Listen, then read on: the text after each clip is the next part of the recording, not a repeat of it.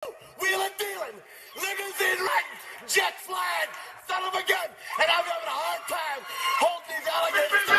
You're talking to the Rolex wearing, diamond ring wearing, kiss stealing, willing dealing, limo jet flying. We Rick flaring on us, flaring on us. We Rick flaring on us. You talking to the Rolex wearing, diamond ring wearing, kiss stealing, willing dealing, limo jet flying. We Rick flaring on us, flaring on us. We Rick flaring on the flaring on. It's apparent these girls staring. I'm Rick flaring, gold across my chest. I'm fresh to death, I'm Paul Bearing. Not at all scary. When I open like Betty Wops and find to these circles that's going in like a carry shot. Woo! I'm going in like a Mary Pop off that Mary Crop at the top flow at the Marriott. So questioning me is like questioning you. See, we the best dressed, so come and get blessed with the crew. Not one but two, different ways to slaughter your crew. Committed tat across the chest, I guess she blessed with the truth. People want to see them checks, representation of proof. Living through my elders, trying to resonate to the youth. But ain't nothing to get my flash on. Longevity is heavily embedded in my melanin. Layman terms, I last long. My grind repetitive, I'm smoother than real silk. Lyrical cash cow, who can't cry over spilled milk. We in here. You're talking to the Rolex wearing, diamond ring wearing, kiss stealing, willing dealing, limo jet flying. We Rick flaring on us, flaring on us. We Rick flaring on us, flaring on us. You talking to the Rolex wearing, diamond ring wearing, kiss stealing, willing dealing, limo jet flying. We Rick flaring on us, flaring on us. We Rick flaring on us, flaring on us. This ain't no normal situation, this preparation with greatness. Industry full of fakeness is really up for the taking. See, life is what happened to you, more so how you take it. Don't get stripped of your knowledge and mentally leave you naked. I like to live otherwise. I'm sorry that I'm fresh to death. I put the polo and apologize. See, black son, we ain't nothing like them other guys. Quit to socialize, we organize, then we mobilize. Off the deep end like a scuba diver. And no confusion, just keep it pushing like Uber drivers. Woo! Business fresh just like a supervisor in a Gucci visor. Can't find a smoother rhymer. You're talking to the Rolex wearing, diamond ring wearing, kiss stealing, willing dealing, limo jet flying. We Rick flaring on us, flaring on us. We Rick flaring on us. You talking to the Rolex wearing, diamond ring wearing, kiss stealing, willing dealing, limo jet flying. We Rick flaring on us, flaring on us. We Rick flaring on us, flaring on us. Yeah, DQ baby. Shout out that boy Miggy for that fire track. Hey, Black Sun, sun up. What's up, Vinny Vegas? What in Vegas? Yeah.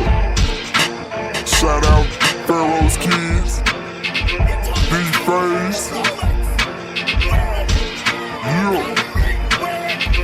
Bubba C. Yeah. Rick flaring on them. Rick flaring on them. Rick flaring on them. Rick flaring, sun up, baby.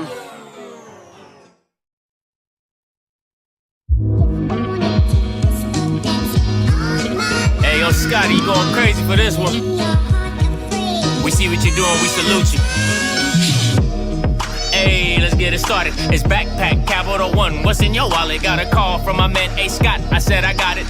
Love that you highlighting all of these black colleges. Try to pay me for doing this. Look, bruh, if you don't get off my line with that foolishness, voice of the SWAC, pull up where you at, no cap. If the Brody is speaking the soft facts, my advice, tune in to every show. Captain Petty, but we know that the sergeant is with the smoke. Speculate, just tell me what is we doing. Get into it, okay, look, I'ma say this and keep it moving. My boy Scotty, man, he off of the leash, black. Cut the music. Before we get going, go ahead and like the stream. I know half of you Bammers ain't gonna do it because y'all ain't gonna do it, but just go ahead and I gotta say that. That's just how you start the thing off.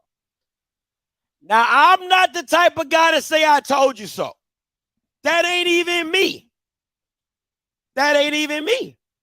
But I just felt like this, I ain't even have to worry about paying out no money because every score was over 30.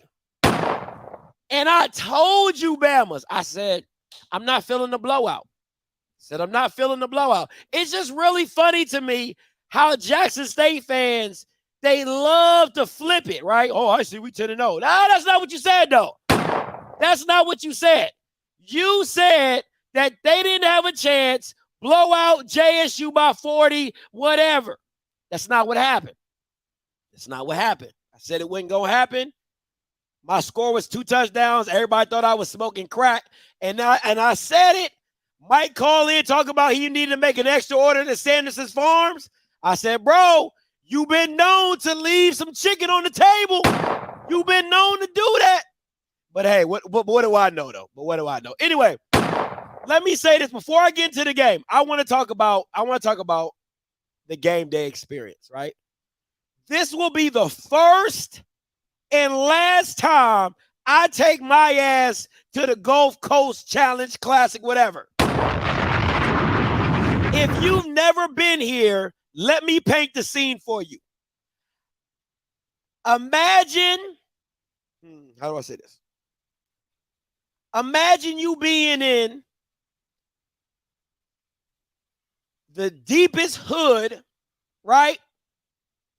Having a spades tournament and a dominoes tournament with a cookout, and you inviting the whole block. I just want that to resonate in your spirit. I just need you to visualize what the Gulf Coast Challenge, what it looks like. I just need you to visualize this, right? Imagine you say, I'm in the hood. You in O Block. You in Southeast DC. You in Oak Cliff. You in, what's the hood in Atlanta? You in Jackson, Mississippi's hood. You in whatever hood you want to recognize. And you say, you know what I'm going to do?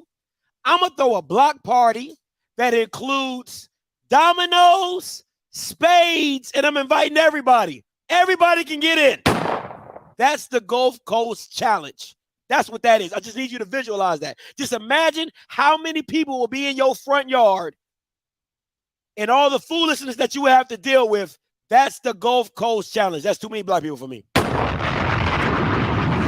I've been to Jackson with 50,000 people with Southern. I've been to Alcorn at Homecoming. I've been to the Magic City Classic. But the Gulf Coast Challenge, too many black people for me. And you know, listen, there's a difference between black people and ninjas. Okay? It's a bunch of ninjas out there. I can't say the N-word. I'm trying to be marketable. Okay? It's a whole bunch of ninjas out there. I ain't doing it no more. Don't ask me to come back to this game. I ain't doing it. It's not for me. Okay? It is not for me. It's too many ninjas out there. I'm good. I mean, listen, bro. Let me tell you this. These members are having a hood car show at the tailgate in where people are walking. They got like the 28s. A dude got so many speakers in his trunk. He's literally tailgating the whole tailgate area. Like, he playing a song, everybody jamming to it, away, home and away. That's how loud his speakers are. It ain't for me. It's too many ninjas. I'm just sorry. It's too many ninjas. I can't do it. I just can't do it. It's just chaos. It's just pure black chaos. It's just, man, it's crazy. Anyway, that's my game day experience. Not doing it. Can't do it. My thoughts on the game. Once again, don't ask me to come back to this. Don't ask me to come back to here. I'm never coming back here. My thoughts on the game. Let me say this. And I want to get this out the way really quickly so y'all know I'm not playing around. Quincy Casey. I'm not even going to go there. If I'm Coach Maynard, I'm dropping every quarterback on my roster. I'm saying this with everything in me.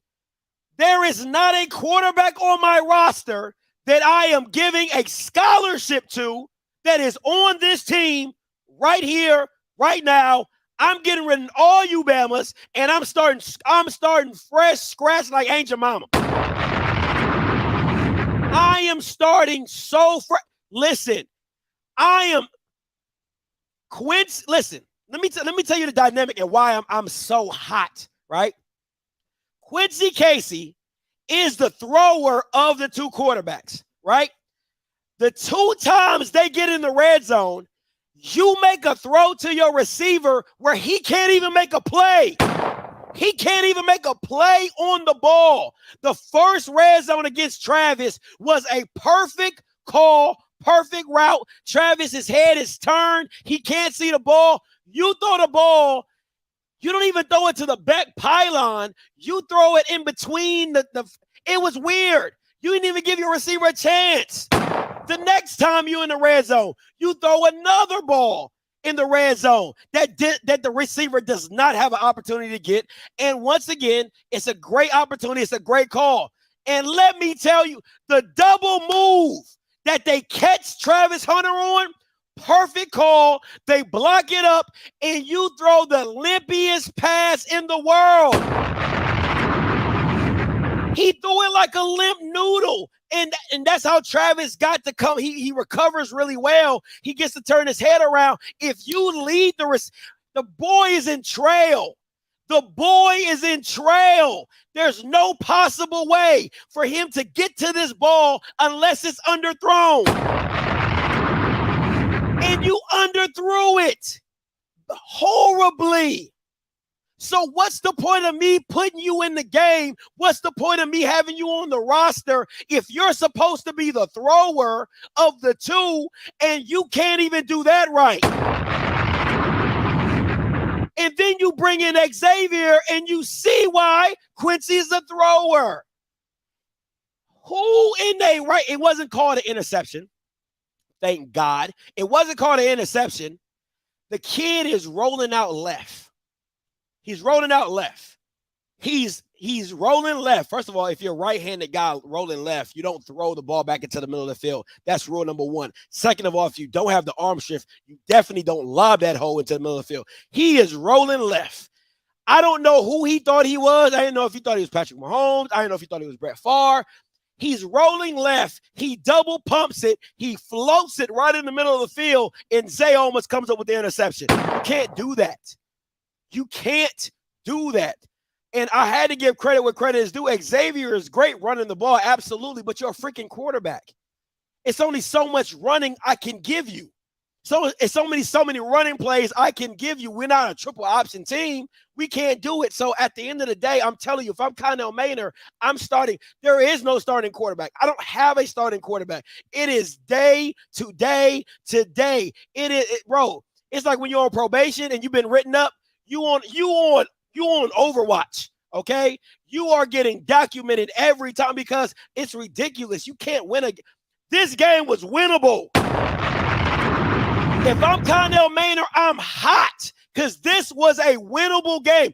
I called this the That's all I ever had. Redemption. This was a redemption game, right? They played the defense played out of its mind for the first half. If it wasn't for those last 3 or 4 minutes at the end of the first half, the defense was playing out of its mind. The so-called defense that everybody called in and said is absolute trash or whatever. I don't know if that's bad I don't know if you want to call that on Jackson State offense or just A&M played really damn well. Whatever you want to blame it on, they did their thing, but at the end of the half, they let some points go. But let me give credit where credit is due because I know we love to jump down coaches' throats. Connell Maynor, DT, and Coach Ma offensively called a hell of a game. I have to give credit. If I had to rate this, it had to be an A-. And the only reason I gave it an A- because the drive to end the second half, why the blue hell would you go option with a quarterback who is not an option quarterback? That don't even make sense. He pitches it, 7 fumbles it. They get the ball back. They end up scoring. That is a ball control drive. You run it, you throw it, whatever. You don't get it, you punt it away, however you do it. But that drive alone was the biggest knock on what DT did. He called an amazing game offensively. Got to give him a whole credit. The screens were on time. The deep shots were on time. The running play. A&M had to run over 450 yards. A&M had to run the ball for over 150 yards. Had to. They were gashing Jackson State all day. But when Jackson State needed a stop, what did they do? They get a stop. When A&M needed points, what did they do? They needed points. So if I know I come for coaches a lot, but offensively, and people are texting me, why didn't they put Quincy back in the game? For what? Why would you put Quincy back in the game? He couldn't make a throw. He's not mobile enough to be dynamic running the ball. He couldn't make a throw. Why in the blue hell would I put you back in the game? It don't make sense. People just like, oh, he don't want to win this game because Quincy couldn't make a throw over 10 yards to save his life. He couldn't. So for what? What did I put you back in the game for? So you can miss some more big throws? No. Hell no. No, I'm not doing it. Xavier was the damn better option because he was dynamic with his feet. It is what it is, and he adds a dynamic to that. So it is what it is. Let me switch over to the Jackson State side. I know I've said this. I've said Sylveon Wilkerson is the best offensive player. No, let me start with Deion. Deion cannot take this coaching to a Power 5 level. I just listen. It's all great and dandy when it works here because you're just that much talented. Deion X's and O's is absolute garbage. Absolute garbage. Listen, you can say what you want. You can say, oh, Scotty, you ain't. Listen, that fourth quarter coaching was if he plays any team that is decent, he loses this game. That fourth quarter to third quarter coaching was absolutely horrendous. You have Sylveon Wilkerson, probably one of the top 2 backs in the SWAC, and you don't milk the clock after Shedeur goes down. That doesn't make any sense to me. That doesn't make any sense to me. I don't even know why you threw the ball as much as you did. It didn't even make sense. It really didn't even make sense to me. So all that Madden, and I give kudos to Deion because he's a gambler because he knows his team is that good. But this fourth quarter shows you that Deion is not ready for a Power 5 because that is not how you coach it. That will get you beat.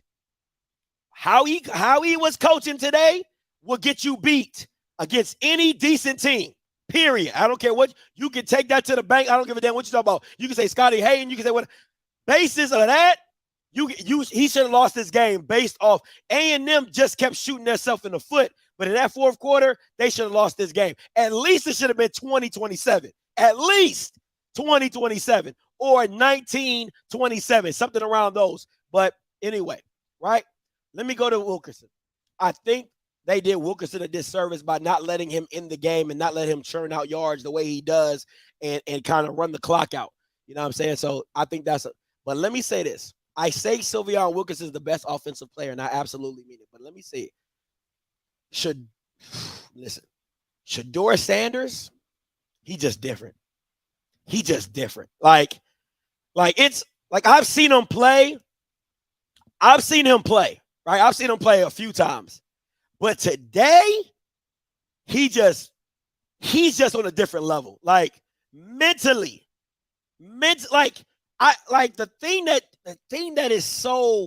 that always boggles my mind when I see Shedeur play is he never gets sped up. He's kind of like those old school point. He's like Luka or Paul Pierce, those old school point guards who you're like, damn, how does he keep getting around people when he's not that fast? But and the thing about Shedeur is he's not the most talented, right? Like his arm ain't super special. He don't got like a cannon. He can throw that jug 50 yards. But in who he is, he has an Aaron Rodgers type of game. And I want to be very clear when I'm saying this, not arm talent wise, right? He doesn't have the Aaron Rodgers arm talent. What he has is the Aaron Rodgers, like, this is my moment. Like the Aaron Rodgers, like, oh, you thought it was over, or you thought I couldn't do this, or you thought, like, it's one of those, like, oh, you counted me out, or you didn't think I could make this, or you didn't think that we could do. Like, he has that Aaron Rodgers type of thing. Like, it's just, it's hard to explain. Like, he has that it factor in that instance. Like, when you watch him, and how he'll manipulate the pocket, and it's like when you see it up close and personal, like I was on the sideline watching him, and all I could do is shake my head because I'm just like, that he's just the real deal at quarterback. Like you can't take nothing away from him about how he manipulates the pocket, how he manipulates the defense, how he does what he does. He has a lot of talent around him. Absolutely. He absolutely does. But there are certain things that talent and scheme and all that stuff goes out the window, and Shedeur just becomes Shedeur. And I don't, man, listen, bro. Like, that kid different. He different. So I will stay on this. I'll stay on this. Wilkerson is the best offensive player, but without Shedeur, that team is nothing. Without Shedeur, that team is nothing. And like that's what I'm saying. Like, Shedeur is the cup that holds everything together, right? So when you pour water into something, if you don't have a vessel to hold it, it just goes everywhere. And that's what I think this team would be talent-wise, right? So if you don't have Shedeur to keep everything in the cup and keep it all contained, you'll just have a whole bunch of talent that just floods out, right? People just doing their own thing. Why I ain't getting the ball? Why I ain't getting the ball? Why I ain't getting the ball? Why? But when you have Shedeur he just holds everything together, and everything comes back into the cup. It has to go through Shedeur to make it all work. And you saw it today when he went down, how bad they look. Like when you see the Shedeur effect. He's a guy in the NFL. Like when your quarterback goes down, they be like, oh man, the backup is better. And then they put the backup in, you be like, nah, go ahead and pay Shedeur. Nah, go ahead and pay him. Whatever he want, go ahead and pay him. He like that's what Shedeur is. And when you see him play, that kid's, man, like I can't express to you. If you don't know what you're looking for, you don't know how great this kid is with just how he manipulates the pocket and how he throws it and how he dictates the game with his eyes and his pre-snap and how he manipulates the pocket, and he never runs when he doesn't have to, and he always looking down. It's like those little things that just make him different. You know what I'm saying? Like everybody, listen, listen, you could be mad. You could be an A&M fan. You could be a Jack State fan. You could be Southern fan. When there was time left on the clock, I said, Jack State going to score. I said that. Babe, did I not say that? I said, if Jackson State gets this ball back with a minute and any time left, I said they're scoring. I said they're scoring. It was either going to be a field goal or a touchdown. I said that because I know what it is. That's the Aaron Rodgers effect of Shedeur. That's what I'm talking about. When you give a quarterback the ball and you like, it's over. They about to score. That's the Shedeur effect. That's what I'm saying with these Aaron Rodgers. It's not the arm. It's not none of that. It's just the fact that when he has the ball, something great is going to happen. Something good is going to happen for this team, and that's what it is. So got to give credit where credit is due, but over in a holistic view, you know what I'm saying? A&M, the coaches, now Bullware. If I was the head coach of this team, Bullware going to have to be in my office on Sunday morning.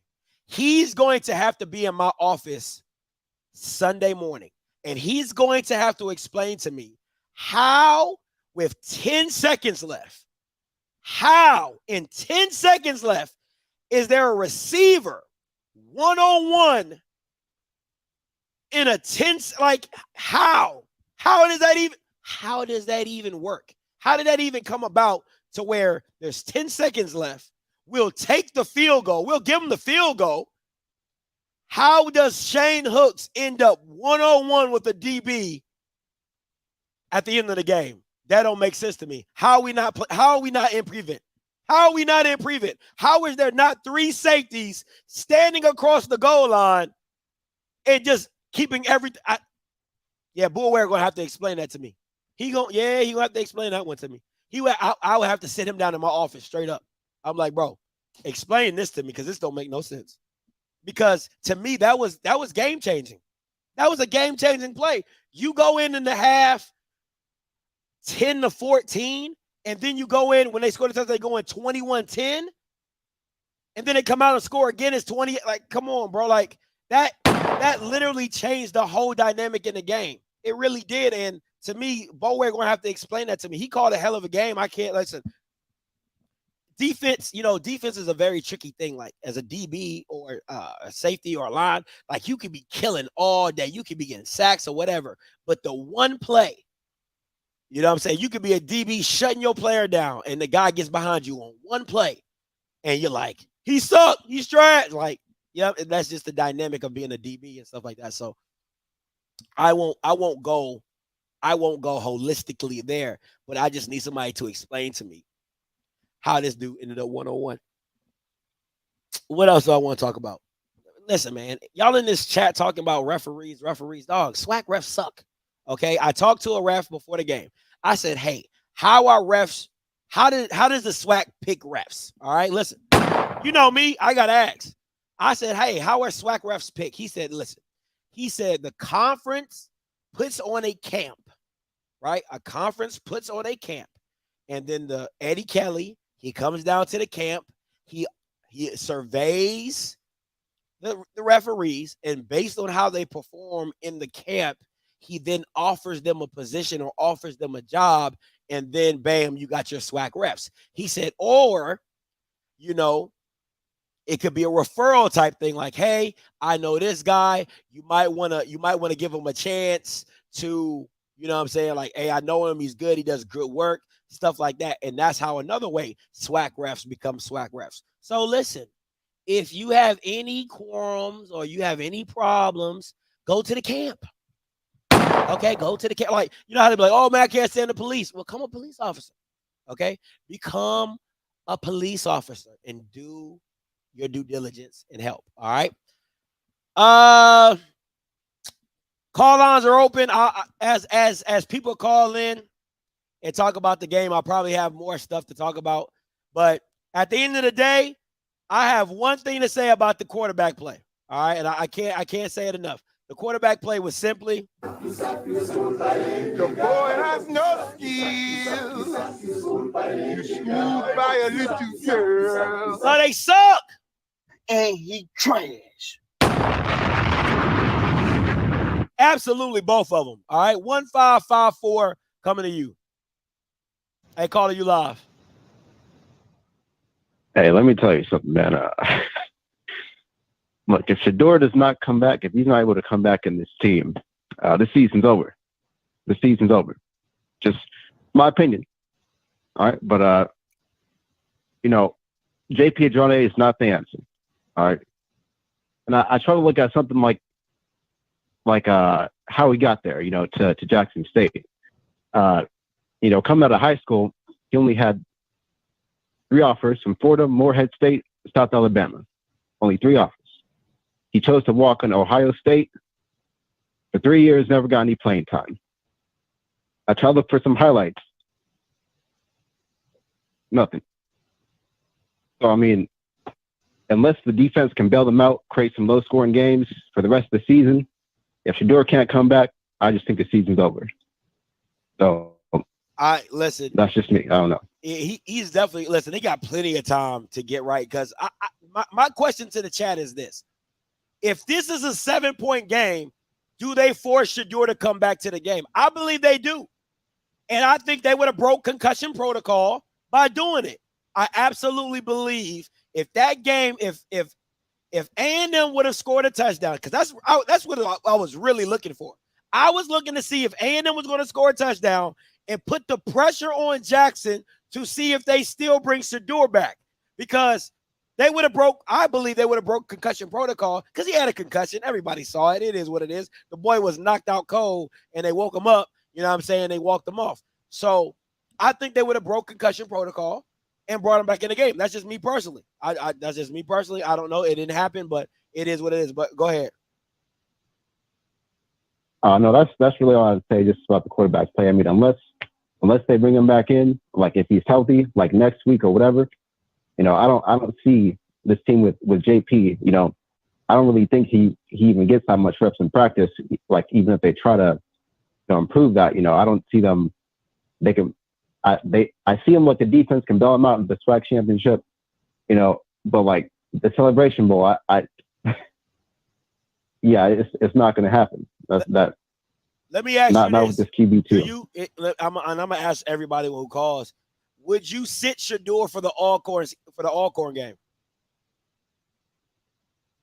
Oh, I think I would to start off because I think the defense can still bail them out of the Alcorn game, at least. And even if they lose, didn't they clinch the? Yeah, they clinched. You know, into the SWAC. Yeah, they don't need the game. That's what I'm saying. Would you play Shedeur against Alcorn? No, I'm just saying no. I wouldn't. Okay. If he's still like that hurt, you know. Yeah. All right. Appreciate the call, man. A lot of you guys are saying yes, but that kid's gonna be in concussion protocol. And I mean, winner, like, the game is not important. Like, I wouldn't play Shedeur. If that was my son, you're not playing because I need you for the SWAC championship. And if anything goes wrong, like, I don't want you to get hurt in the game that doesn't mean anything. Don't get hurt in the game that doesn't mean anything. Like, let's save that for the SWAC championship. That doesn't even make sense to me. Like, why would I play you in a game that does not mean anything? It doesn't mean anything. We in the SWAC championship. That just doesn't. I wouldn't play him, but that's either here. 1429 coming to you. Hey, caller, you live. What up with a big dog? What's up? What's your name? Where you calling from?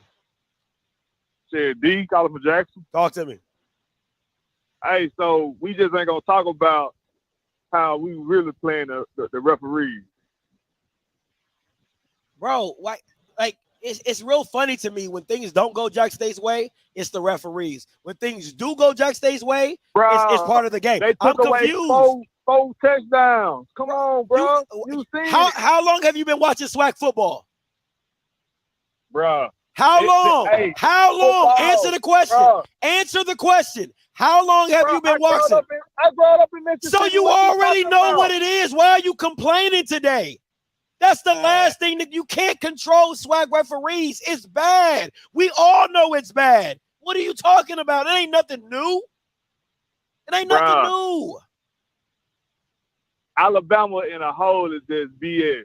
That was just all BS. Jackson State really has supposed to be about almost 60, bro. Sir, once again, you're complaining about SWAC referees when day one everybody knows they're the worst. So what's the point? What are you talking about? What is your point? How are you going to fix it since you want to complain? How are you going to fix it? The point is all this season it's been repetitive on throwing flags on Jackson State. Oh my God! Every game. So now SWAC refs are picking on y'all. That's what you saying? That's what you saying? Are you serious right now? Yo, I'm dead. I'm dead. Dog, dead you gotta be. You're drinking delusional Kool-Aid, bro. The SWAC refs are bad in totality. It doesn't matter who you playing against. They all bad. I know Southern fans can call in and talk about bad refereeing. Valley fans can call in. A&M fans can call in. Everybody can call in to talk about bad refereeing. It's not a Jackson State thing. It is a SWAC thing. What are you talking about? That's why education in Jackson, Mississippi is so low. Bro, it is SWAC wide. If the commissioner cares, he'll do something to change it. If you call in here talking about my team has been picked on by SWAC refs, that is a horrible assessment. Everybody can call in and say the same dumb stuff. What are we talking about? Come on, man. Get out of here, bro. Oh, my God. I'm from Jackson, Mississippi. They're picking on my team. What? Miss me, bro. Miss me with that. 0527 coming to you. Hey, caller, you live. Hey, all right. What's up, man? Check this out. I don't know. Did you get a chance to catch out some of the FAMU game? No. People was calling me and talking about it. What's up? Hey, man. It's I used to kind of get a little upset when you say Willie it up. It's at an all-time high now, bro. Let me tell you, man. Nah, I'm serious, man. It's unbelievable. Talk to your boy, Mr. Campbell. Hey, man, I'm a FAMU grad, and I could not believe what I saw, man. Man, we ended up getting on a 4th down conversion of a stop on defense. We get the ball with 37 seconds left. It may have been maybe 45 seconds left. We threw the ball for an incomplete play that stopped the clock, and we ended up giving them the ball back. They were able to drive the ball with a chance to win the game, man. And the sad thing about it wasn't just Willie. It was also Alabama State, man. It just made me really, really kind of go, man, as much as I've tried to defend HBCU football and the coaching, when you get a chance to look at the tape, you're going to kind of go like, damn, man, this is below high school football coaching. It's that bad, man. And don't get me wrong again. I think Willie is a great, great guy, a great human being. But if he was in any way in the running for the USF job, this film by itself will scare the hell out of any type of alumni or whatever that was looking to hire him, man. This was just total embarrassing coaching at an all-time high, man. And like I say, man, you talk to some other people, man, they just go tell you how bad it was. So you get a chance to watch the game and talk probably on Monday, you'll get a chance to see this was horrible. I'm gonna go back and watch it. I appreciate the call. I'm gonna go back and watch it. Okay.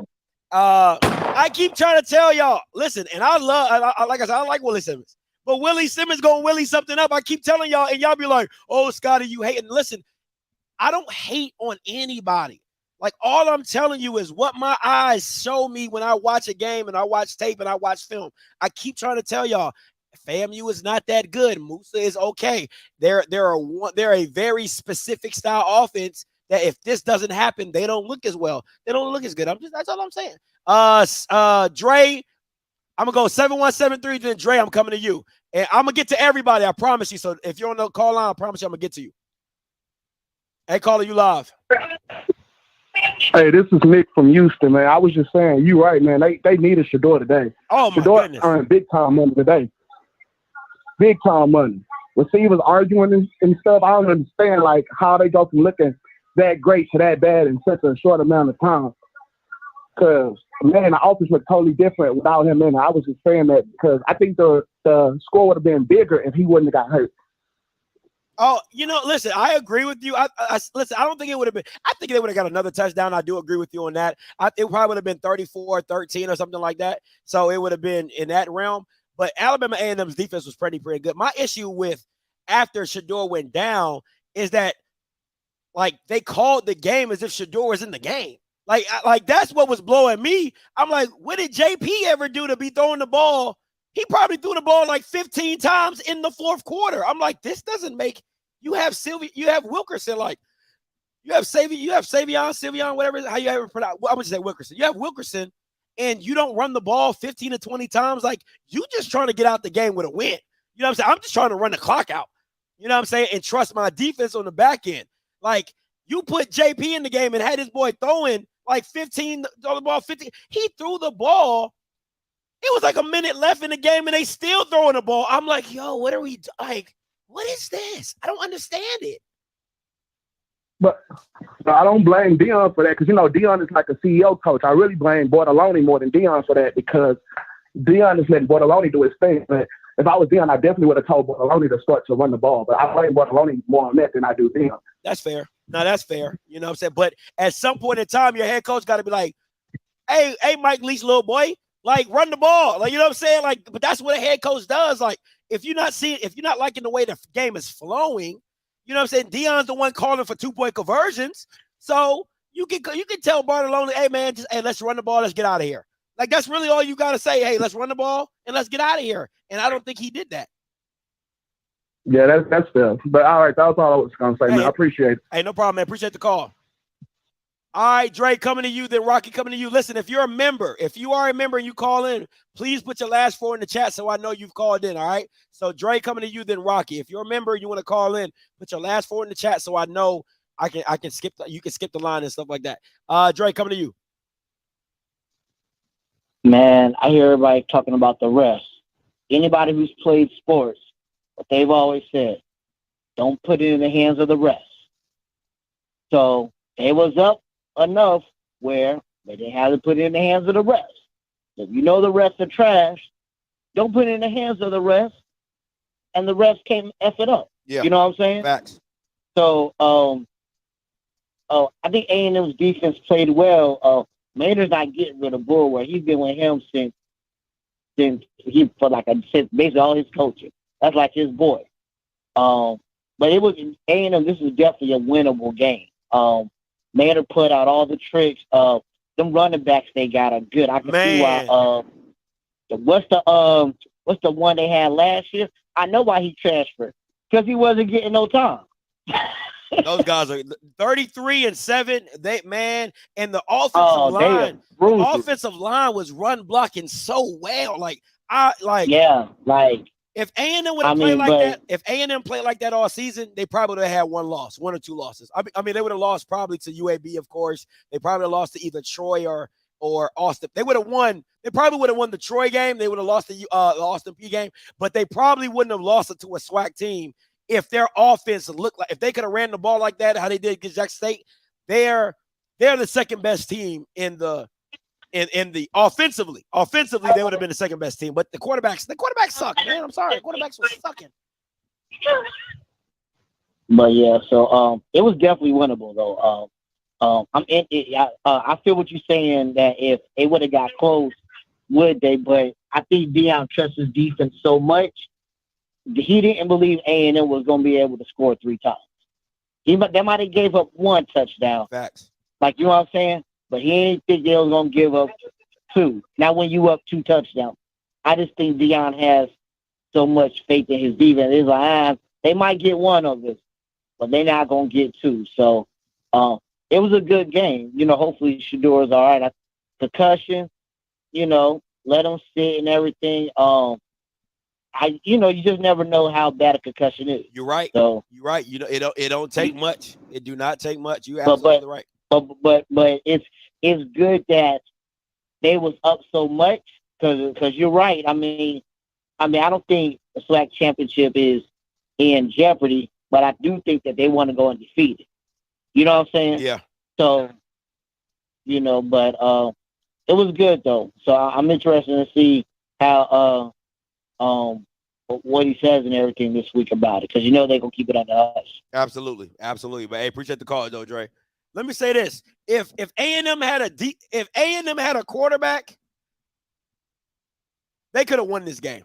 Just like people call, just like Jackson State delusionals are calling and talking about, oh my God, the refs took four touchdowns away from us. Like, bro, like if they had a decent quarterback, they're up 14-7 in the first quarter. They're up 14-7. Easy. So actually 17-7, because Quincy also dropped the field goal. He also fumbled up on the ball holding the field goal. You know what I'm saying? They got the field goal blocked. So, you know what I'm saying? They're up 14. They're up 17.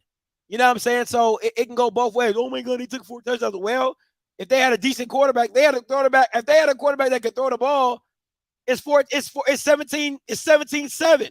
You know what I'm saying? So it just is what it is. So it goes both ways with the ifs and fifths. All right, Rock, coming to you. What's up? Hey, what's up, Scotty, man? Hey, this was a great game, man. I thoroughly enjoyed it. One thing I did see that Maynard is a solid coach, right? He's a solid coach, and I don't know. Not you. No.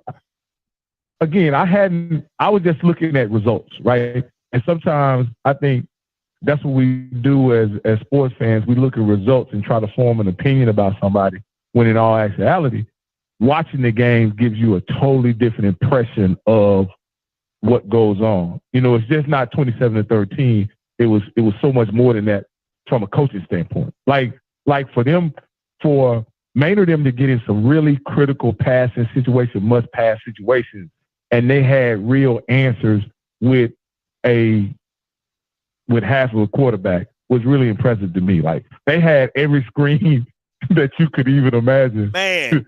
And it was looking good too. But Rocky, like, that's the thing I've been trying to tell people from day one. I'm like, the way A&M played this game. This is the funny thing. If you combine Quincy and Xavier into one quarterback, you might have won this game.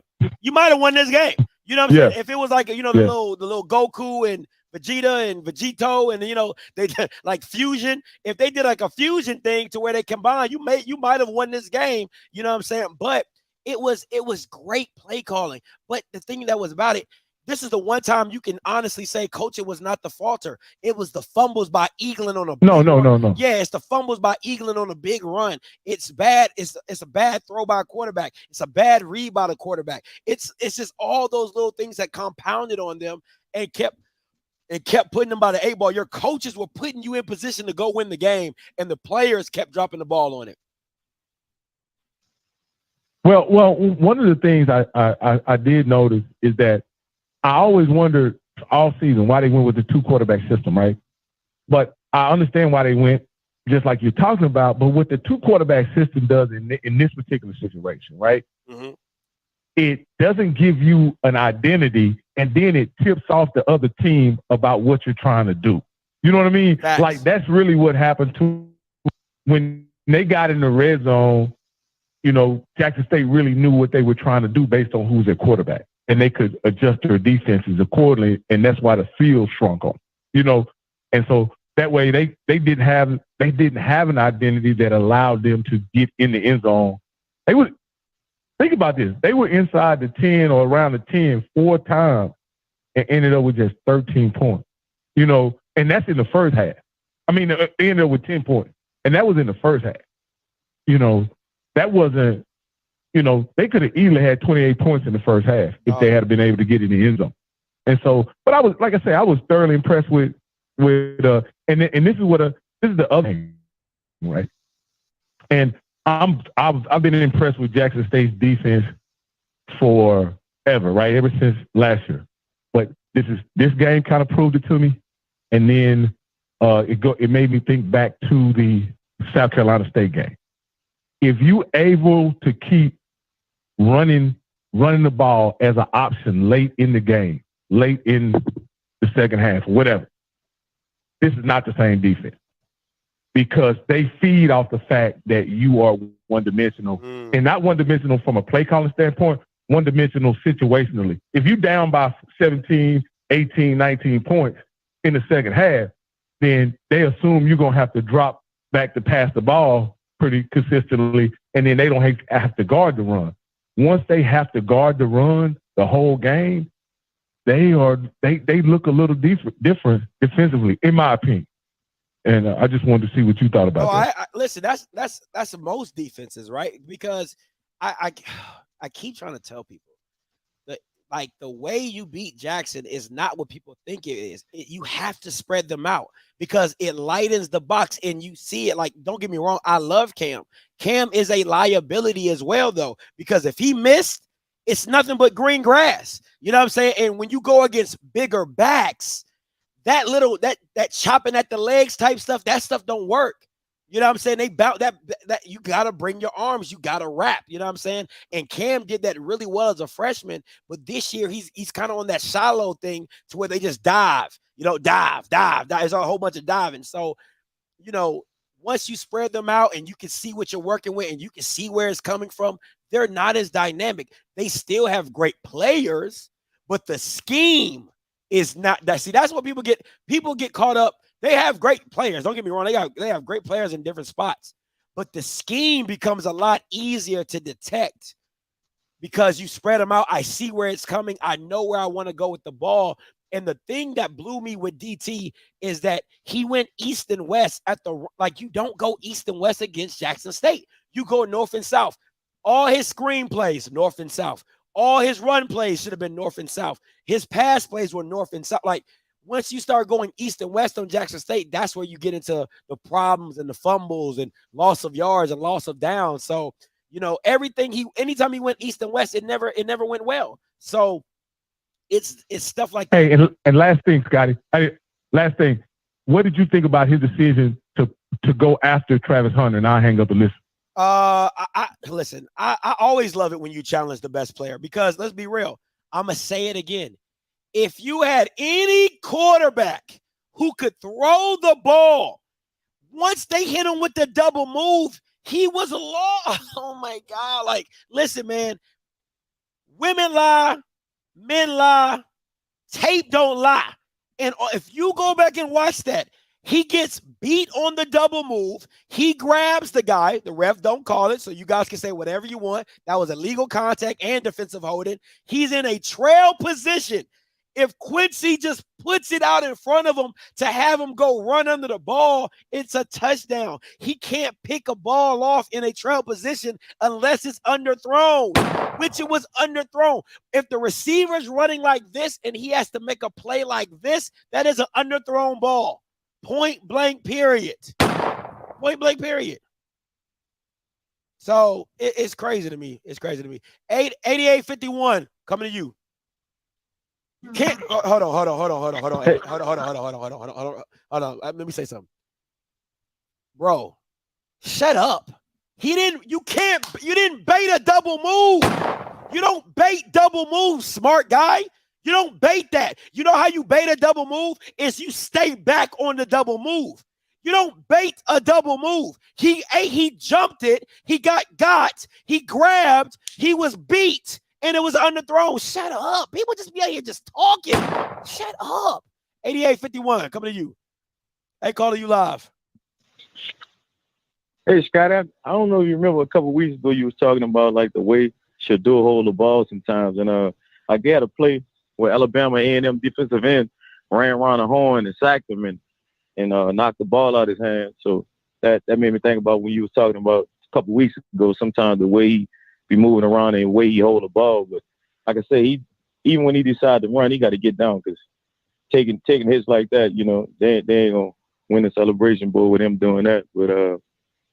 But yeah, I mean, he played a pretty decent game, you know, 12 or 23 touchdowns. But like I said, he got to preserve himself if they won't be Celebration Bowl champs. But and then Deion, some calls with Deion, like the going for the two, like I don't understand that. Like the school, I mean, I don't understand why they going for two instead of just kicking an extra point. Like I just didn't understand that. And I don't know, like when you was talking about some of the coaching decisions is not going to translate to the next level. So, but yeah, I just didn't understand the going for two thing, and you know, it was just pointless to me. I'm gonna go back to your first point. Listen, that Shedeur's that's his biggest knock to me is that he doesn't hold the ball very well. Like his ball security is lacking in the pocket. Like he doesn't have like he doesn't have a great mindset on ball security. That's why. But if I'm being honest, like, okay, Shedeur doesn't have great ball security. That fumble happened, whatever. They're supposed to punt. A&M doesn't have composure. They get a flag underneath the pile, and then that continues the drive. So it never really hurts Jackson. You know what I'm saying? But yeah, his ball security is trash in the pocket. It's absolutely trash. And the way is bad. And their receivers had a lot of drops, and you know, I mean, Jackson State just played a sloppy game overall. They had some penalties. Their receivers had a lot of drops, and so, but and you could see, Dennis Thurman knew Alabama A&M. I mean, he was basically challenging them to make a throw because he went to going zero blitz, blitzing 6 people and just playing man to man on the 5 receivers across the board and challenging them to make a throw. I guess he knew they wasn't going to be able to make a throw. He just went to blitzing 6, and they only had 5 linemen to block. So he went to going zero blitz, and of course, the Alabama A&M, they didn't have a quarterback that could make a throw. So Dennis Thurman just went to sending a blitz at him and challenging them to make a throw, and they couldn't do it. Oh, that's so, that. And like you said. And the crazy thing, hey, appreciate the call, bro. The crazy thing, and I'm glad he brought that up. He's talking about the last like 6 minutes of the game. If you remember, Xavier's in the game. They literally they go empty. He's by himself. I think they leave the tight end, and it's just him, and he rolls to the right, and he just keeps throwing first of all, okay, if that's what you want to do, you can put your quickest guy in the slot, but you need a guy to go make a play on the ball. So I would have probably put number 10 or number 6 in the slot just so I can go. Now, if Travis followed, then I probably wouldn't have done it. If Travis didn't follow, then I definitely would have thrown it, and I would have just tried to make my big guy make a play. But you don't keep trying to throw that to the smallest guy on the field. Like, that doesn't even make sense to me. And I mean, listen, bro, that was simply like, hey, my guys are better than your guys. We're not disguising it. We're not going to be secretive about it. We're not going to fake like we're blitzing. Can your guy can your guy one make the throw? Can you block it, make the throw, can he make the catch? And it was all no. So that was just simple. 70-34 coming to you. Hey, caller, you live. What up, Scotty, man? How you doing? I'm doing good. What's your name? Where you calling from? This is Rob J in Oak Cliff, Texas, baby. How you doing, man? What's good? Oak Cliff. Yeah, it's the noise in the background, man. I'm at my niece's wedding, man. Shouts out to Tina and DJ. Congratulations. But you're absolutely right, Scotty. First of all, no, I would not play Shedeur next week. And yeah, this may have cost Deion his Power 5 job, man. Just crazy, man. The whole thing was just crazy. And I agree with the caller just said. The experiment just said, my guys are better than your guys. So let's go get it. Man, but I love your show, man. And hey, man, don't listen to all them haters out there, man. You're down the middle. You're not on one side this way or one side that way, man. Keep doing what you're doing, man. You don't have to cheer to one side. If they don't want to listen to you, like you said, unfollow you. Peace, man. Have a good one. Tell your niece I said congrats on the wedding. Thank you, bro. Take care. No problem. Hey, you know it's real. The man calling in, he like, let me go take this call in the back while the wedding going on. Listen, if he was at my wedding, I'm gonna be mad. We done paid for you to have a plate, and you out here calling and watching Scotty. You better have Scotty pay for your plate because you needs to get going. Nah, I'm just messing with him. Thanks for calling in, man. I appreciate it. 45-12 coming to you. Hey, caller, you live. Scotty, what's going on, family? How you feeling, brother? I'm doing good, man. How about yourself? Good. This Diallo in Ohio. We calling in, shaking it with you one time. I just want to go over a few quick things, so give me a second. The delusional JSU fans, like I said, I lived down there for 3 years, so I'm pulling for them, but y'all got to stop it. The SWAC referees suck. Y'all know this. Y'all should know more than anybody. When I lived down there and went to games, I used to laugh at how horrible the calls was. I played high school football in Ohio, a top 5 state in the country. I see how a real officiating look like, and officiating in the SWAC is worse than anything I've ever seen. So it's gonna be bad calls both ways. They don't take sides. They bad both ways. So that's one. So stop crying about the refs. Number two, the one brother called in. I was watching split screen the last couple minutes of that FAMU game, and the brother's correct. Willie almost willied that game up. I couldn't believe what I was seeing in the last couple minutes. I can't wait to see you watch that game and see you and Kofi talked about it.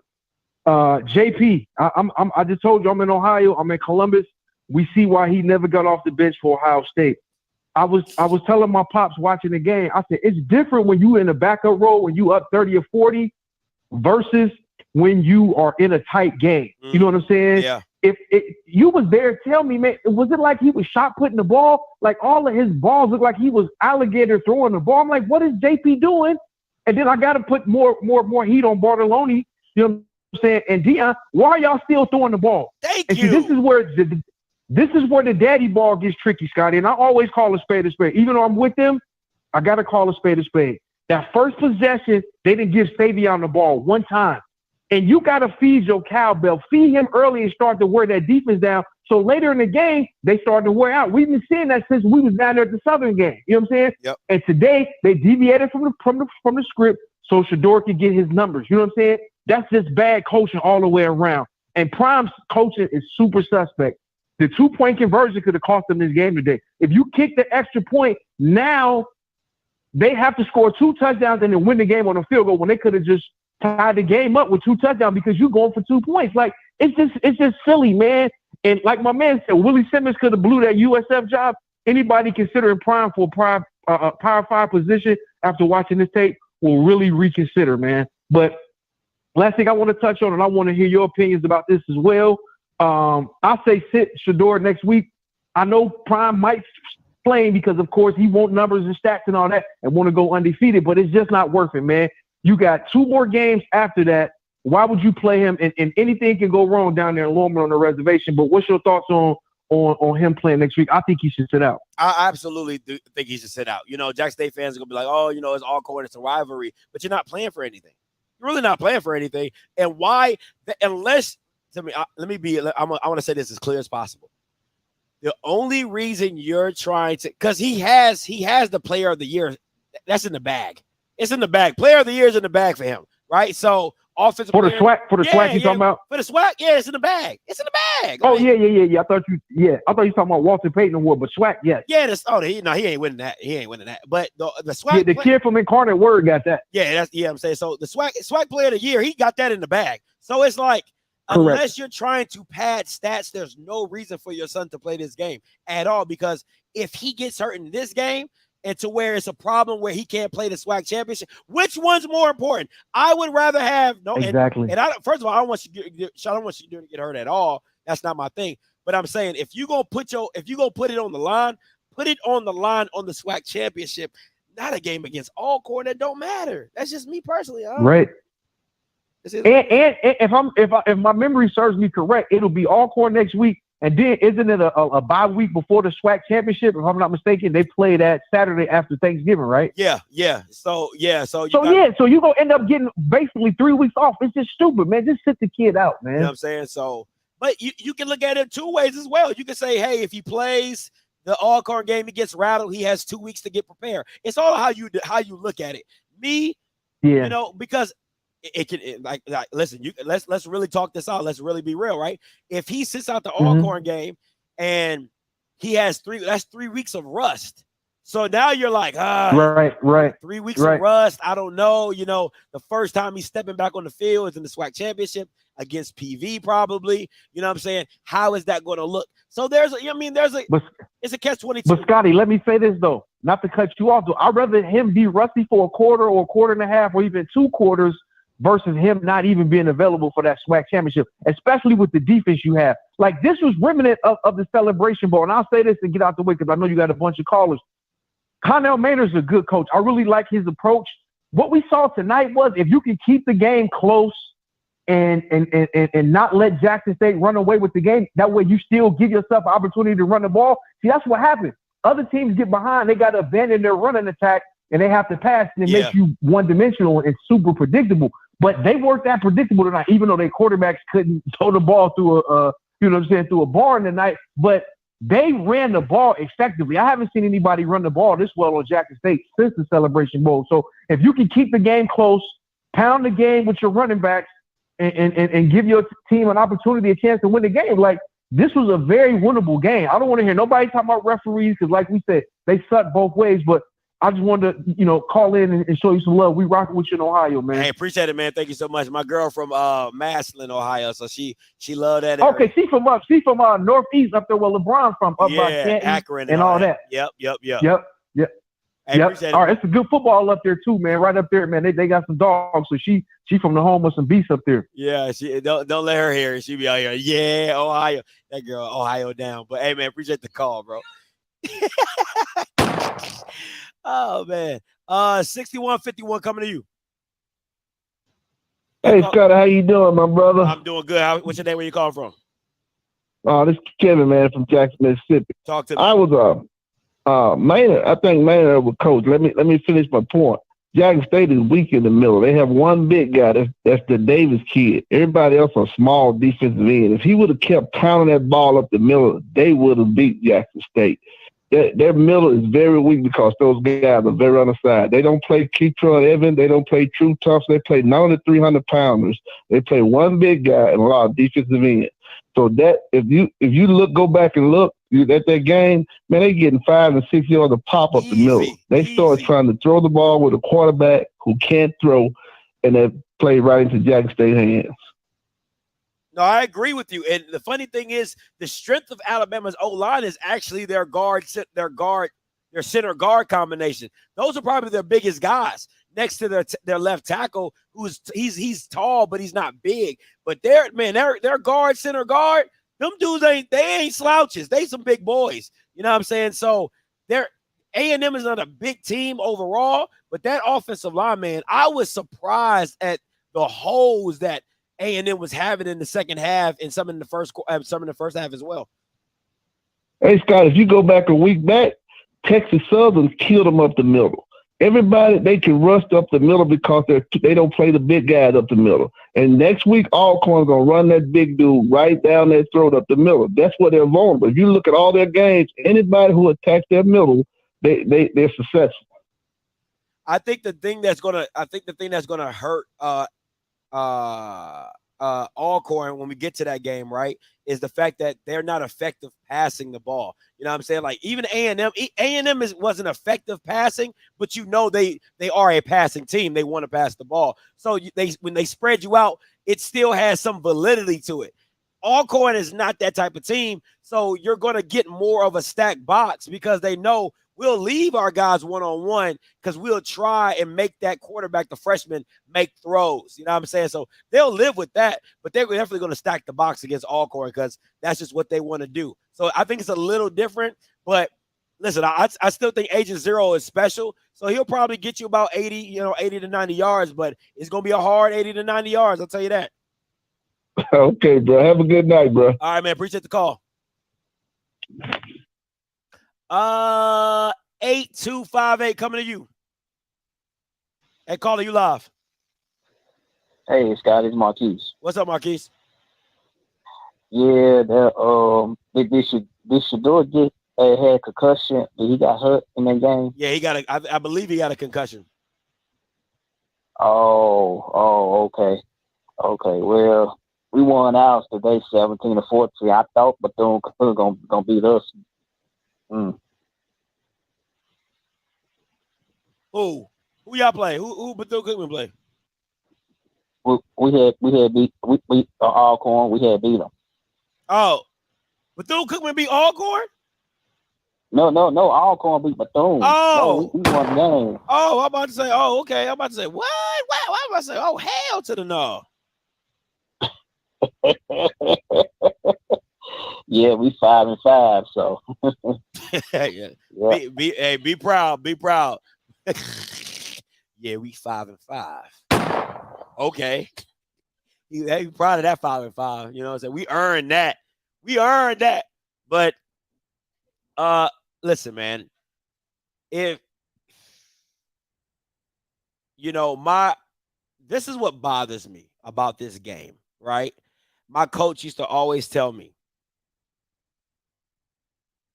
people remember what happens in people remember your name because of what happens in big games, right? Big games, big moments, and things like that. Jackson State might not have seen this as a big game or a big moment because it's just another notch on the belt, you know. It's not a Southern, it's not a Alcorn, you know, it's not that type of game. But I'll tell you one thing. The thing that bothers me the most is that the quarterbacks, man. Like, if any quarterback would have just played okay, if the quarterbacks would have just been okay, they probably could have cemented their place in coming back and being the starting quarterback. That's Xavier or Quincy. I think that's the frustrating part to me, just outside of the game, just focusing on the players. Is just like, if one of those QBs could have taken the bull by the horns and say, yo, this is my team. I'm going to lead this team. I'm going to make plays and da-da-da-da. Like, you could kind of lean to X, but he was still doing some dumb stuff, and you damn sure can't lean to Quincy because he wasn't doing nothing right. I mean, no, he did. I'm lying. He hit the intermediate routes really well, and I think they should have done that a little bit more, hitting the in the middle and stuff like that. But, yeah, the quarterbacks really – if I was Maynard, the quarterbacks really let me down in this game, and I'll be really, really mad. All right, going Mr. Campbell, then Smash. What's up, Mr. Campbell? Hey, man, I got to go Nino Brown. I got to kick some ballistics. All right. And we got to talk. We got to blame the light-skinned brother from the bank. Light-skinned brother from the bank is the problem with all this, man. Because McClellan, the SWAC commissioner, the refs, makes no sense. And I'm going to say this really quickly. I'm sitting up here trying to find the FAMU Alabama State game. The links are wrong. You can't go on the SWAC site to see where to watch the game at. And then when you go on Alabama State site, there's no sounds. And you know what people are saying? Go listen to the radio broadcast. That makes no sense. So here's what I don't understand. Your job is to promote the SWAC. That is first and foremost, to make sure the SWAC is in a good position. So if you got a deal with HBCU Go, you got to have a flex option, because there's no way that Alcorn and Bethune-Cookman should have been HBCU Go game of the week. That should have been Alabama State and FAMU. That's the game. If you can't show Jackson State because ESPN has grabbed it and Grambling has been grabbed and Southern has been grabbed, why wouldn't FAMU and Alabama State not be your HBCU Go game, which is for second place in the East? Yeah. That makes no sense.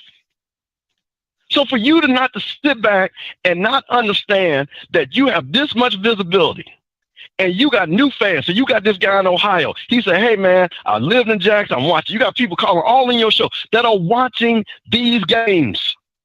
And it's two things that you directly control. The refs who ref these games, and you also control how your member schools project those schools on TV or any digital linear. That's got to be tight, man. This is unacceptable. Because for me to sit back and it got so bad that the Alabama State Athletics cut the chat off because we were on their ass so bad.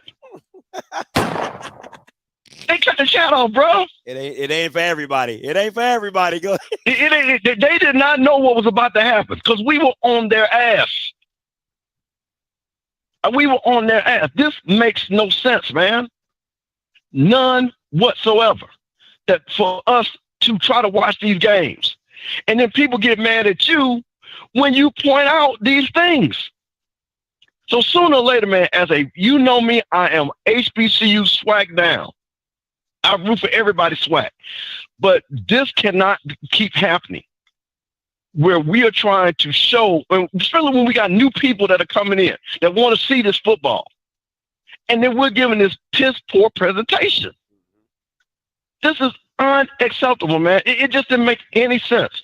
Now, let me go to this FAMU Alabama State game. We played worse than what we played against Jackson State. I don't even know how that's even possible. Wow. Yes. And I'm going to tell you this. And like I say, I love Coach Simmons. I know him personally. But I don't know what is going on with Musa. Bro, I'm going to give you this scenario. It was a minute 10 left. A&M had turned the ball over on downs.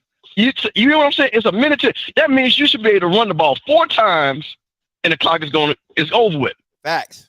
Even if they got timeouts. Facts. Because they only had 3. We got 4 downs. So you run one, 10 or 15 seconds go off, timeout. Run again, 10 or 15 seconds go off, timeout. You know what Musa did? He ran an RPO and threw the damn ball on second down. But what is this? To the point where then we had to go for it on 4th down. We turned the ball over, and A&M got the ball back and had a chance to win it and kick a field goal to win it. That's unacceptable, man. Wow. That is just bad football. That is bad football. And we cannot have that. Because then what happens is, for those that are just looking, it causing the credibility of our intelligence of our coaching. And that's a dangerous thing for black coaches. That's real. That's real, because that's the knock right there always. That's always the knock. That's the knock. Same thing with the black quarterback. So to sit back and not underscore time, distance, score in these games, that's malfeasance of coaching. Because they should have took a knee, 4 down, and then we out the door, even as bad as we played. So that's unacceptable. Now, I'm going to make one last point, and I'm going to get out of here. I'm going to say this to everybody in the chat. Bruh, y'all talking about Jackson State's second-string quarterback. Hell, 90% of the SWAC don't even have good first-string quarterbacks. Okay? So stop looking for a second-string quarterback with 90% of the talent. I saw 2 NF starting quarterbacks today at Alabama State and FAMU. And y'all talking about a damn second-string quarterback. Facts. That's facts. Ain't nobody got no first-string quarterbacks. That's facts, boy. That's real. Okay, boy. So cut that shit. I'm talking about JP, bro. Y'all lucky to have a start. JSU, you lucky. You the only one that got a good first-string quarterback. Be happy. Shit, the rest of us ain't even got a good starting quarterback. Hey. Period. It goes Shedeur, not one. It goes Shedeur and Andrew. Everybody else up for grabs. Everybody else up for grabs. Shedeur and Andrew. Bro, it goes Shedeur, Andrew, and anybody that can play intramurals that day. Seriously. That's how bad it is. So man, that's all I got, man. So I'm just letting you know. Monday, I'm back. We got a lot of sleep, man. There's a lot of crime that happened this Saturday. So it's a lot of 911 phone calls. So you gonna have to give me a whole 40 minutes Monday, boy, because there's a lot of crime happened this weekend. Hey, appreciate it, Mr. Campbell. All right, man. All right, boy. Listen, that thing was bad, man. Smash, coming to you. What's up, Smash? Yo, I don't know if you gave me Scott. I'm driving, man. I wanted a few points. One, I want to give a shout out to Alabama, their defense, man. I don't know if you paid attention in the first half, like the whole first quarter, beginning second, how they were disguising their fronts, man. I'm talking about, I don't know if they had defensive linebackers and defensive tackle, but with how they kept bouncing it, they had the whole offense confused. I don't know if you paid attention to that. And then they got away from that after halftime. Another thing too, I filmed a lot of highlights today. I got the Travis Hunter interception on film too. The wide receiver, he low key was shocked that he beat him, and he stopped. On a double move, it looked like he was shocked, and the quarterback underthrew him. And shout out to Travis because he got beat, but his pursuit was crazy. And even on his touchdowns pass tonight, he did his thing on that day. So I just want to highlight the defense and the wide receiver because it looked like he stopped from my angle that I got, but he was surprised and he got underthrew. So yeah, I don't know if you paid attention to that tonight. That's real. That's real. Anything else, Smash? That's good. All right, bro. Appreciate the call. Hey, listen, I know exactly what Smash is talking about, and I absolutely loved it. A&M does this thing with their defense, right? Sometimes they'll put their linebackers at the D line, and then they'll put their D line at the linebacker. So then when they'll flip and switch, and then they'll shift. They'll do that a lot. And what that does is, if anybody, the people are like, why are they moving? Well, offensive linemen get antsy. Right, so offensive linemen get antsy. So if I move and they twitch, that's a false start. So they're trying to shift into their position because they can shift left, slant right, whatever, shift left, slant left, or whatever. But they really do a lot of movement to make the offensive line antsy and jump or twitch or whatever. So that also causes problems as well. So it goes both ways. But I loved it. I absolutely loved it. Hey, 9137 coming to you. Hey, Carter, you're live. Hey, what's going on, Scott? It's Monty from Detroit. What's up, Monty? Talk to me. Hey, man, the broadcast, man, on an ESPN is horrible. You be better just having Smash just need to contact the SWAC and get a streaming deal. Oh man! I text you a picture at one time. Now rules. The mic is always hot. Yeah. You hearing these jokers talk. There was no picture on the screen. I'm sitting there. I text you a picture of that. Oh, I saw it. And we was just getting sound, and there was no picture. There was no picture for about 5 minutes. Yeah. And I'm like, man, it's like ESPN is actually sending out, the new Geek Squad to do these streaming for these games. For these to be on ESPN Plus. It's really not the quality compared to some of the other schools that we see. But I wanted to ask you, what was the atmosphere like? Because it seemed like the game was pretty much closed down to the wire. And then at one point, I'm looking like it seemed like the stadium was completely empty. Oh, no. Okay, so I'm going to be 100%. Listen, we left at halftime, right? And the reason I left at halftime, because when they said this game was sold out, it was sold out. Okay, like a lot of games, they be saying it be sold out, and it don't look sold out. This game was packed. I'm talking about, and Smash can back me up on this. A&M side was packed, Jackson State side was packed, and the side, they had like these side rails that were packed as well. It was just, and it was even more ninjas outside just jamming and tailgate. It was pandemonium. Like, it was crazy. I told Key, I was like, yo, we got to dip at halftime because getting out of that would have been, listen, man, I don't know if you ever been down here to Mobile to the stadium. Right outside the stadium is nothing but houses, right? So people parking in people's grass, people parking in people's driveways. It is literally pandemonium.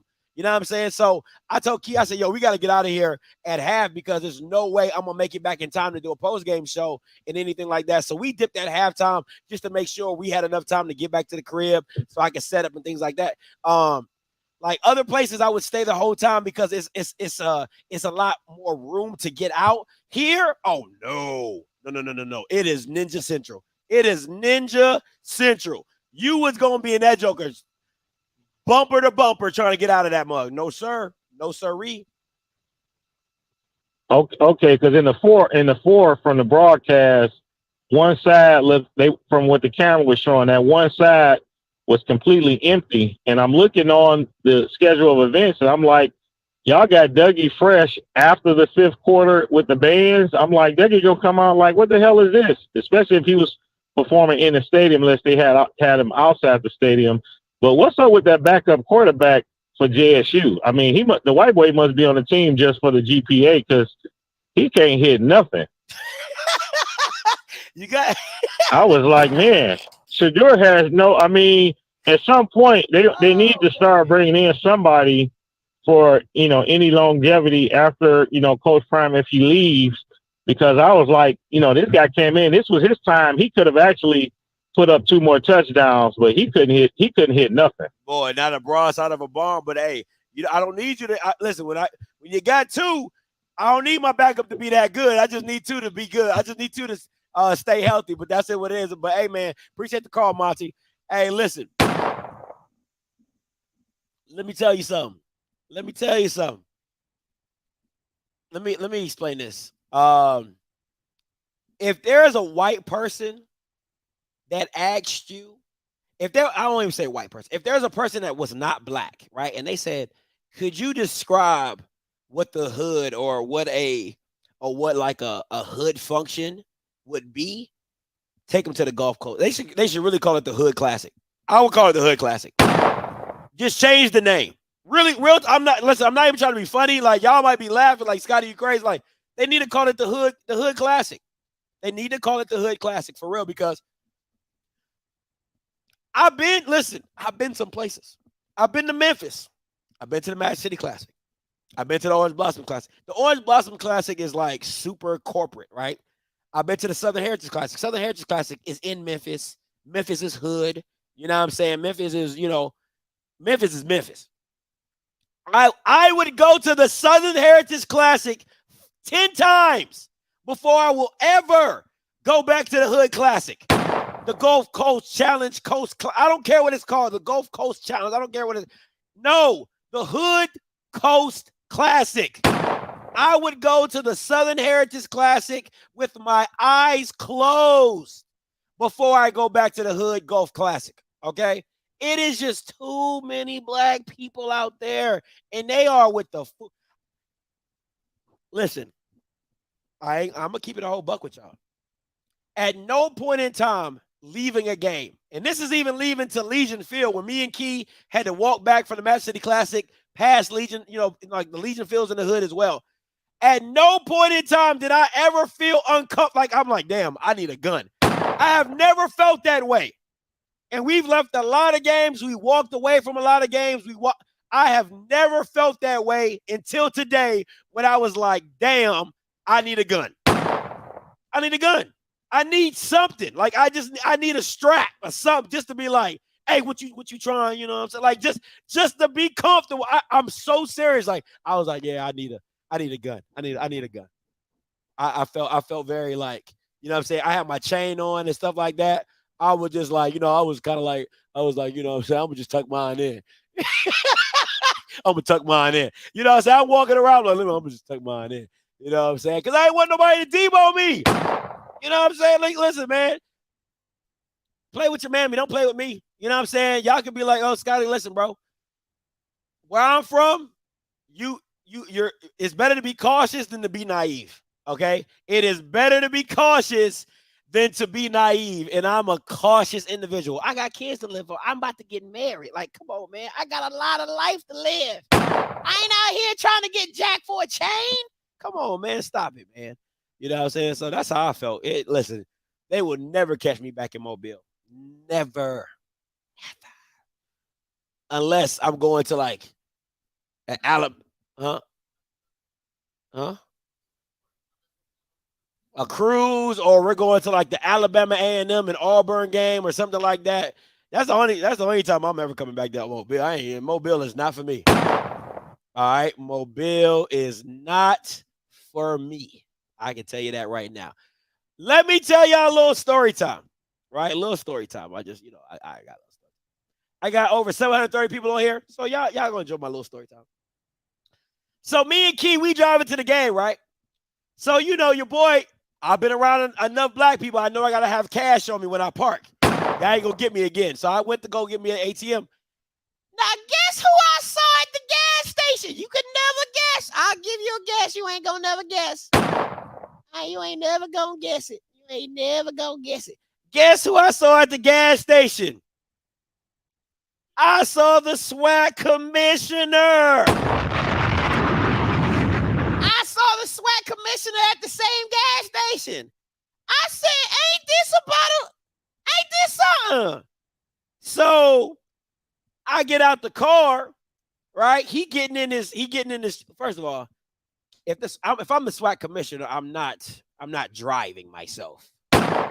That's just me personally.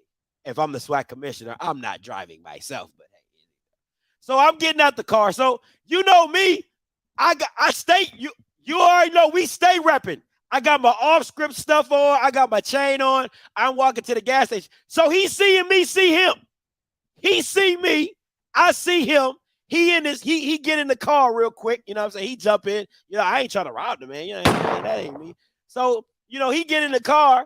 So I'm former military. So let me okay. So how do I explain this? So he's parked right here, right? Yeah, this is better. So he's parked right here. He's facing this way. I back in and face him. So we parked. I'm backed in. So we looking at each other, eye to eye, like this, car to car, right? So I said, man, I'm about to get out. I said, look, that's the commission. So I jump out, you know what I'm saying? I hop out, and he hop in his car, right? Now remember, we are back to back. I gotta walk past his car to get to the gas station. So I'm walking. So I hit him with the black head. Now I'm like, yo, what's up? You know what this light-skinned Negro did? He gonna look me dead in my eye and be like this. That's exactly what he did. He did a light skin eye roll. He looking at me, looking at him. I give him the black head nod, like, what's up? You know what I'm saying? He gonna look at me like this. Ain't gonna keep driving. I said, boy, this ain't nothing but the devil. It ain't nothing but the devil. It ain't nothing but the devil. I can't make this up. Now there's a lot of Mobile. Listen, how they doing? It's a lot of great storytellers out there, but it ain't no way I can make this up. I am not making this up. He literally did that to me. And then I get back in the car. I said, Key, you saw the commissioner saw me? Key was like, yeah, I saw him see you. And he was talking about you too. Because women, they be reading lips. Women be all up in the car. You know what I'm saying? You can have a female right beside him. I heard what you said. You like, how you hear what I said? I was reading your lips. So Key was like, yeah, he was talking about you too. Because he had a guy in the car with him. That's why I said I wouldn't be driving myself out to SWAC commissioner. You know what I'm saying? So I guess he turned to the guy. He was talking to the guy about me, you know what I'm saying? But man, can't trust them light-skinned dudes, bro. Can't trust them light-skinned dudes. Can't do it. All right, so, but I did my part. Okay? I did my part. I was respectful. People be like, oh, Scotty gonna act the fool. I usually would. But I ain't that guy no more. I'm grown. I'm mature. You know what I'm saying? I be talking to Mr. Campbell. I be talking to Mr. D. You know what I'm saying? I've matured. You know what I'm saying? It's big. It's bigger than me. It's bigger than Nino. What? Oh, and Key be listen. And Key be like, listen. God told me to tell you. That's what she be telling me. No bull crap. No bull crap. Oh, right hand on the Bible. Key be like, God told me to tell you, like you don't want to mess up your blessings. So that's really what be keeping me like. Yeah. Yeah, she did. She told me God told her to tell me I had to let it go. Like Frozen. So, you know what I'm saying? So It is. Y'all think I be playing with God, but I really don't be playing like my girl be talking to God. That's why I be trying to tell y'all. Like everybody be like, oh, Scotty, you be playing with God. Like, nah, not really. Because if my girl said, if my girl hears from God and God say, Scotty, need to stop, I bet you won't hear another gospel joke on this mug. Okay, best believe. All right, best believe. All right, I'm just trying to tell y'all she a prophet. Anyway, so she is though. I mean, like, it is what it is. But overall, man, this is a great game. It was a great game. I would tell you one thing. I was glad to see Jackson State win this kind of game. And the reason is because of this. Winners win. Winners win. It don't matter.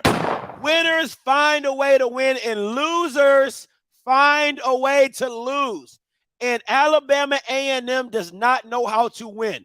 The quarterbacks on Alabama A&M does not know how to win, right? So at the end of the day, that's what it is, okay?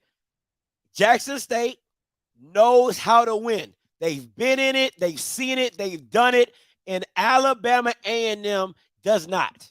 This is what this game came to. It was an ugly game, but if I'm a Jackson State fan, I want to see my team go through these battles because they know how to fight through.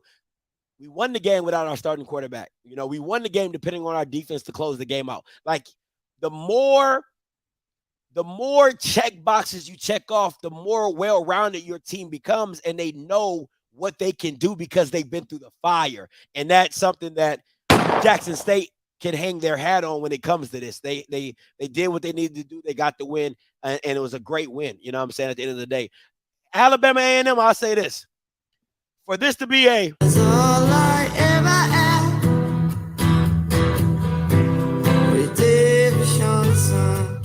redemption. So this was a redemption game. And you did damn good. Connell Maynard, DT, Coach Ma, like you guys coached your butts off. Okay? Absolutely coached your butts off. I'll be the first one to get on you. This is not your loss. Now, is there some plays that I think DT could have done better? Absolutely. And I'm going to stick on that final drive with 1 minute and 30 seconds left. Why the hell would he do an option play when you have been gashing him up the middle? I would never understand. But hey, to each his own. I don't get paid to do that. But overall, the coaches did not lose this game. The players were not ready to win this game. If I'm Connell Maynard, I'm looking for a quarterback. Y'all know I love my boy Quincy Casey. I think he's a great talent. I think he has a great arm. But listen, man, there's a difference between playing this game in shorts and in practices and drills. And then there's another thing when the bullets are flying. And when the bullets are flying, I need to know when I'm in the foxhole with you that you can come out on top and you can lead this team to a victory. And this, I don't care about Grambling. Congratulations. You won that game. Congratulations. All right. I care about this game because this game, you didn't show up. This game would have solidified you as a starting quarterback. This game would have put you on the map to say, hey, y'all effed up. Even with a loss, if you would have played decent, they would have been like, yeah, Quincy, we let one go. After this game, I'll be sitting back like, we dodged the bullet. I ain't even going to hold you. People could be like, hey, Scotty, like, Quincy's your boy. Like, I got to call a spade at the end of the day. Like, he played like, and he trash. He played like garbage. Hot garbage. Okay? So y'all can say whatever y'all want to say about me. I'm going to call a spade a spade. If my boy Andrew came on here and did the same thing, I'll tell you he stunk it up too. Right? But QC stunk this junk up. And if he wants to stay at A&M this next game against Texas Southern, he needs to freaking come to play. He needs to freaking come to play if they decide to go with him against Texas Southern because, 150, 170, 180, that shit ain't going to cut it. I need to see you in the 250s because it's simply what's so frustrating. I'm so sorry to stick on. What's so frustrating to me is the kid has the arm talent, but he can't make the throw. They don't make no sense. If you have the arm talent but can't make the throws, it don't make sense. It don't make sense. But hey, man, I gotta call a spade a spade. It is what it is. But listen, like you see, my boy Andrew Money laying the smacketh down on Grambling. I told you my boy had the flu. Put some respect on his Land. Shout out to my boy Landon. Shout out to Mama Harris. It's her birthday. Can I get some birthdays in the chat? Can I get some birthday emojis from Mama Harris? Harris. Scorpio season in full effect. Shout out to you, Mama Harris. Shout out to my boy Landon, my coach, my son. He hustled me out of $5. He hustled me out of $5 selling me pictures of the sky. You know, you can't turn down kids. This is why I paid. He's like, hey, you want to pay this for $2? This is what he sent me. This is what he gave me. He gave me this. This is what he gave me. A picture of the sky for $2. Kids be hustling out here in these streets, boy. They bat their eyes, they smile at you, and they get you every time. Got me for $5. Then we didn't have change, so then he gonna sell me this one. And ain't even nothing on it. Ain't even nothing on it. He said, a hustler be hustling. I said, man, God dang. So he got an extra $1 out of me, and he sold me a picture. One picture with the sky, one picture was all black. Come on, man. Hustlers be hustling. That's what he said. He said, hustlers be hustling. But it is what it is, man. But, you know, at the end of the day, it is what it is. I'm going to say this before I go. I know y'all be like, damn, Scott, you said that. Okay. Listen, to Dr. Charles McClellan. Was it McCullen. To the light-skinned man that saw me today at the gas station. All right, you know who you are because he was in a light. That's crazy. He was in a light-skinned truck too. That's wild, babe. He was like in a golden Tahoe. It was like matching his skin color. That's crazy. But anyway, listen, man.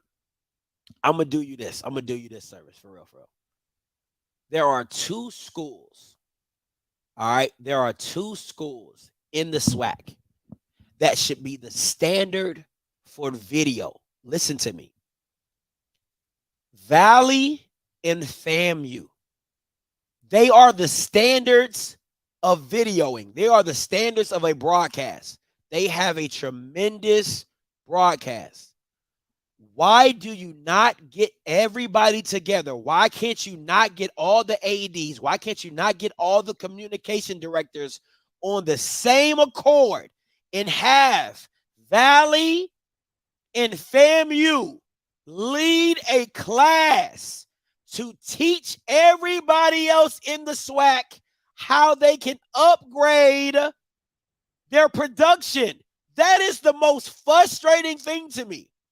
If we're all supposed to be family, if everybody's supposed to be this super conference, why can we not get one accord and have FAMU and Valley lead the charge to show people how to have a better stream to show their games? That's all I'm saying. And as a SWAC commissioner, I would think that would fall under your headship of guidelines to do so. You're getting paid to do a job and a service, and nobody is getting upgraded. Nobody is looking like they're at the top of the level, just FAMU and Valley. And we're talking about Valley. I don't understand it. It just don't make sense to me. But that's my good deed for the day. Scouts honor. I'm done after this. All right, listen, guys, I appreciate everybody. Shout out to everybody here, 641 of y'all. Make sure you tell somebody you love them. Make sure you take your ass to church tomorrow. All right. Until next time, you know what I'm going to do. I'm going to holler. God bless. And y'all see my boy, Andrew Money, with that flu game like I said he would. Stop playing with me.